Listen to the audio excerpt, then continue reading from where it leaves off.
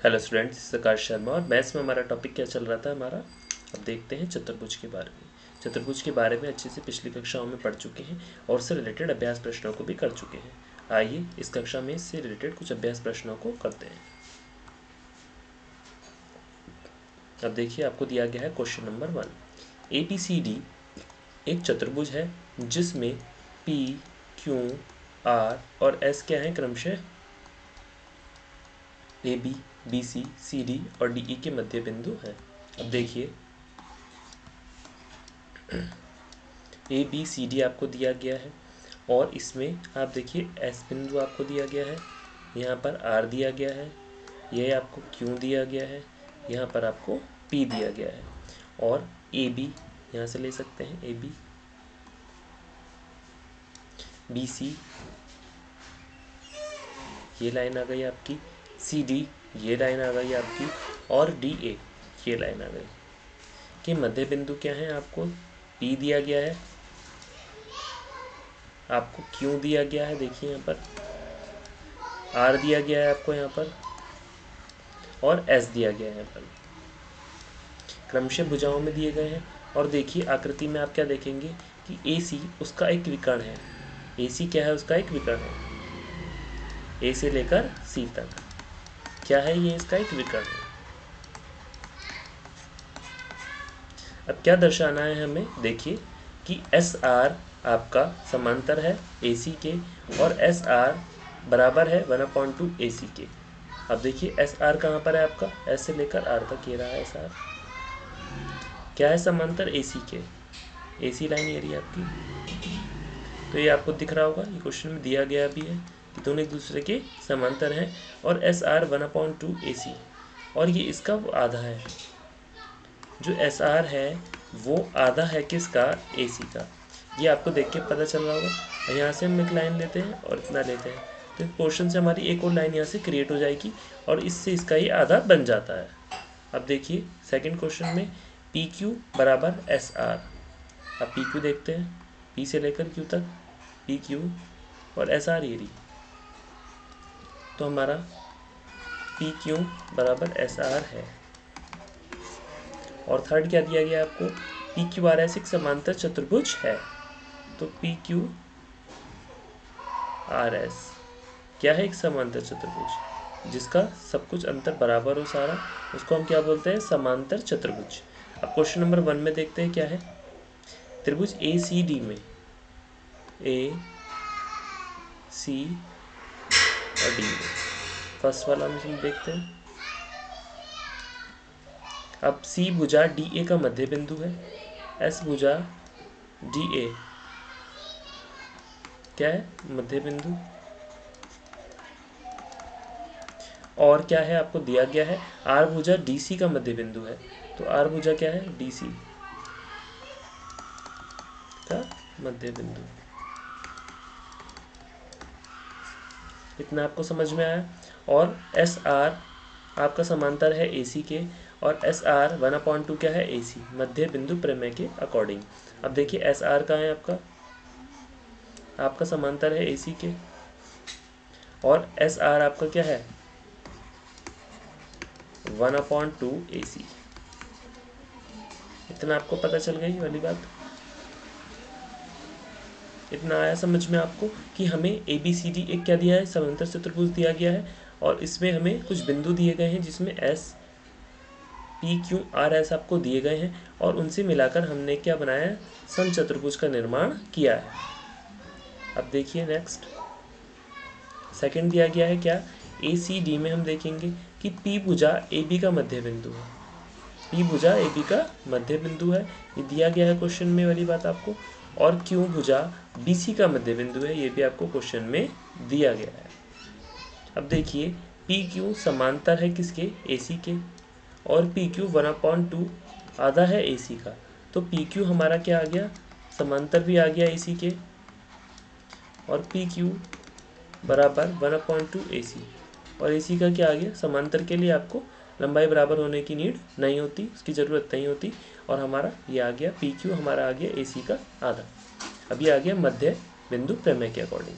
अब देखिए समीकरण 1 और समीकरण 2 से PQ समांतर है एस आर के। क्या हो गया आपका, पी क्यू समांतर है ए सी और एस आर समांतर है ए सी के। और क्या है, पी क्यू बराबर एस आर, तो क्या आ गया, एस आर अपॉन 1/2 ए सी, इतना पता चल गया। क्योंकि पी ए और ए सी क्या है, बराबर है, और एस आर और ए सी बराबर हैं, तो हमने क्या रख लिया, एस आर के बराबर में 1/2 ए सी, और पी क्यू इजिकल टू क्या आ गया, 1/2 ए सी। तो दोनों को हम बराबर रख सकते हैं कि एस आर बराबर 1/2 ए सी और पी क्यू बराबर 1/2 ए सी। अब देखिए थर्ड आपको दिया गया है चतुर्भुज पी क्यू आर एस में। देखिए पी क्यू समांतर है एस आर के और पी क्यू समांतर बराबर है आपका और समांतर है एस आर के, और पी क्यू बराबर भी है एस आर के। समीकरण 3 और समीकरण 4 से आप इसको अच्छे से समझ सकते हैं। अब देखिए पी क्यू आर एस एक समांतर चतुर्भुज है, तो पी क्यू आर एस क्या आ गया आपका, एक समांतर चतुर्भुज जिसकी सारी भुजाएं क्या हैं आपकी, बराबर है। तो हमारा क्या बन गया, पी क्यू आर एस एक समांतर चतुर्भुज बन गया। अब नेक्स्ट देखिए आपको दिया गया है second, A B C D एक समचतुर्भुज है और पी क्यू आर और एस क्रमशः भुजाओं A B, B C, C D और डी ए के मध्य बिंदु हैं। कैसे हैं, मध्य बिंदु हैं। और दर्शाइए कि चतुर्भुज पी क्यू आर एस एक आयत है। क्या दर्शाना है कि पी क्यू आर एस एक क्या है, रेक्टेंगल है, और ए बी सी आपको दिया गया है चतुर्भुज ए बी सी डी। तो ए बी सी डी क्या है, एक चतुर्भुज है। इतना आपको समझ में आया। तो ए बी सी में हम देखते हैं पी भुजा ए बी का मध्य बिंदु है। अब देखिए पी भुजा ए बी का मध्य बिंदु है, दिख रहा होगा आपको, ए बी रेखा का मध्य बिंदु क्या है, मध्य बिंदु। उसी प्रकार क्यू भुजा बी सी का मध्य बिंदु है, तो आपकी क्यू भुजा आ गई वाली, ये क्या है, मध्य बिंदु किसका, बी सी का, तो बी सी। अब आगे देखिए पी क्यू आपका समांतर है ए सी के, और पी क्यू आपका 1/2 भी है ए सी के मध्य बिंदु प्रमेय के अकॉर्डिंग। अब पी क्यू देखिए कहाँ है, पी क्यू हमारा क्या है, समांतर भी है ए सी के, ए से लेकर सी तक की लाइन बना देंगे हम यहाँ पर।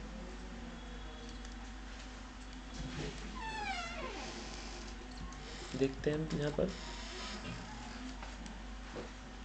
ए से लेकर सी तक, तो ये क्या आ गया, इसकी समांतर भी आ गई और इससे बड़ी भी आ गई। तो बड़ी कैसे हो गई कि यहाँ पर ये लाइन बड़ी दिखाई दे रही होगी आपको, और ये आ गया 1/2 ए सी। तो पी क्यू बराबर हमारा ए सी समांतर भी हो गई दोनों लाइनें, और ये इससे बड़ी भी हो गई, दुगनी हो गई। अब इसी प्रकार त्रिभुज ए सी डी में, अब त्रिभुज ए सी डी में हम देखेंगे क्या है, एस भुजा ए डी का मध्य बिंदु है। अब देखेंगे यहाँ पर एस भुजा ए डी का मध्य बिंदु है, आपको दिख रही होगी एस भुजा, ये ए डी का मध्य बिंदु है। और आर भुजा सी डी का मध्य बिंदु है, आर भुजा सी डी का मध्य बिंदु है। तो आर क्या होगी यहाँ पर, मध्य बिंदु। इतना समझ में आया आपको। अब देखिए एस आर समांतर है ए सी के, और एस आर 1/2 है ए सी के मध्य बिंदु प्रमेय के अकॉर्डिंग। अब एस आर आपका समांतर है,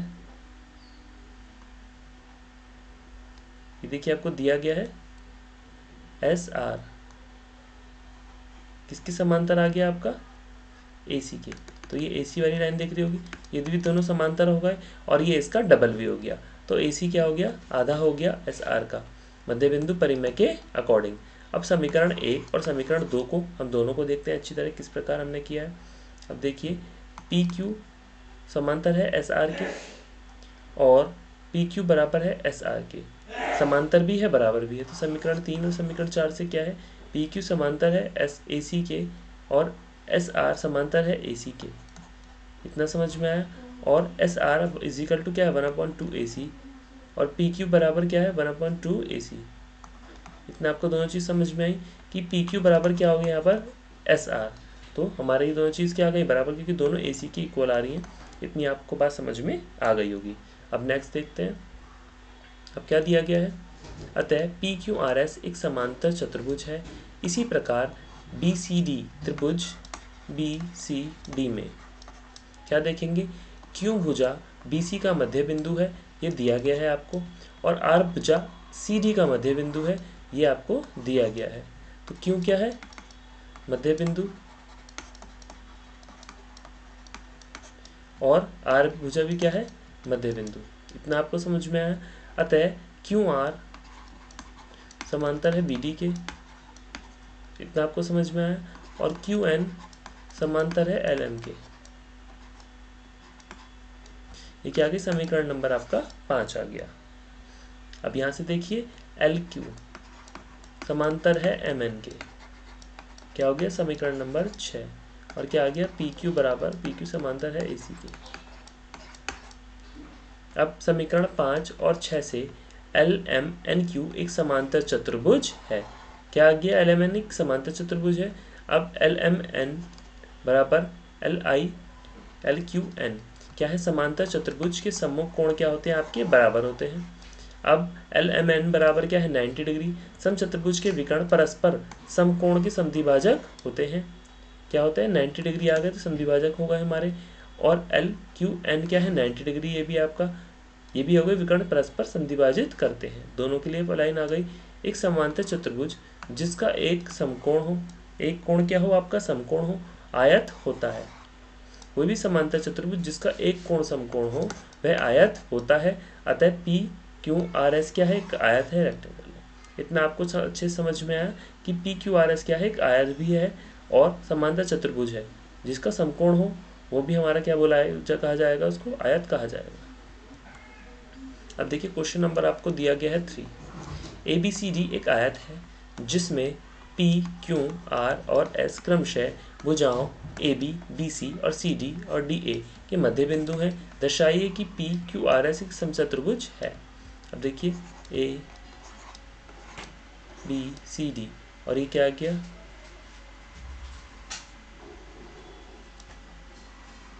आपको दिया गया बिंदु पी क्यू आर और एस बिंदु दिए गए हैं। अब देख सकते हैं त्रिभुज एबीसी में पी भुजा ए बी का मध्य बिंदु है। अब देखिए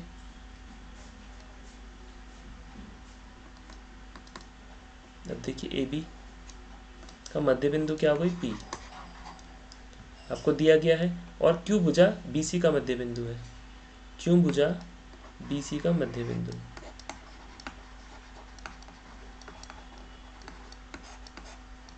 और क्या है पी क्यू समांतर है ए सी के और पी क्यू बराबर है क्या 1/2 ए सी के। ये क्या हो गया मध्य बिंदु प्रेम। इसी प्रकार त्रिभुज ए सी डी में, अब त्रिभुज ए सी डी में ए सी डी ये त्रिभुज आपका आ गया, ये वाला एंगल आ गया आपका ए सी डी। क्या है एस भुजा ए डी का मध्य बिंदु है, एस भुजा ए डी का क्या गया मध्य बिंदु। और आर भुजा सी डी का मध्य बिंदु है। तो आर भुजा कहाँ गई, ये आपका सी डी का मध्य बिंदु आ गई।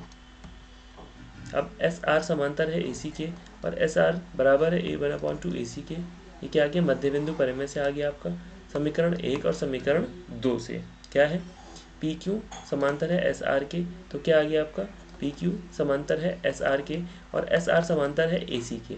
अब क्या हो गया कि पी क्यू बराबर एस आर क्या आ गया 1/2 ए सी और पी क्यू क्या आ गया 1/2 ए सी। ये तीनों क्या आ गए आपके इक्वल आ गए एक तरीके से। अब देखिए इस प्रकार पी क्यू आर एस एक समांतर चतुर्भुज है। इसी प्रकार त्रिभुज बी सी डी में देखेंगे कि क्यू भुजा बी सी का मध्य बिंदु है और आर भुजा सी डी का मध्य बिंदु है। अब Q R is equal to 1/2 B D क्या है मध्य बिंदु परिमेय से लिया गया है और ए सी बराबर क्या हो गया बी डी। आयत के विकर्ण क्या होते हैं बराबर होते हैं। समीकरण 1, 5 और 6 से P Q is equal to Q R. अतः पी क्यू आर एस एक समचतुर्भुज है। क्योंकि एक समांतर चतुर्भुज की आसन भुजाएं समान हो तो समचतुर्भुज होता है। इतना आपको अच्छे समझ में आया। अब देखिए क्वेश्चन नंबर 4 दिया गया आपको।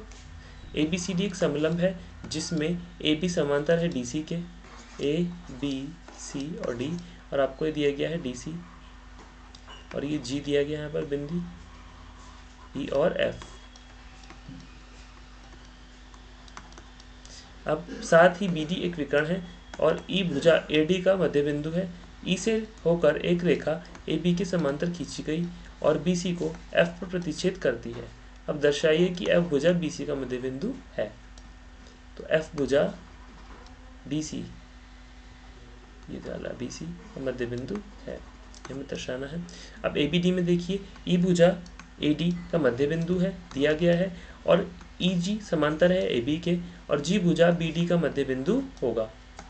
अब देख लीजिए इसी प्रकार बी सी डी में देखेंगे कि जी भुजा बी डी का मध्य बिंदु है, ऊपर सिद्ध किया गया है और ई जी समांतर है डी सी के, ये दिया गया है और एफ भुजा बी सी का मध्य बिंदु होगा। ये प्रमेय से। तो आज हमने क्या सीखा? हमने सीखा कि हम चतुर्थ से बेस कितने क्वेश्चन वो कर सकते हैं, उन पर कुछ बेस थ्योरीज को हमने किया है। आगे का हम नेक्स्ट क्लास में सीखते हैं। आज के लिए थैंक यू।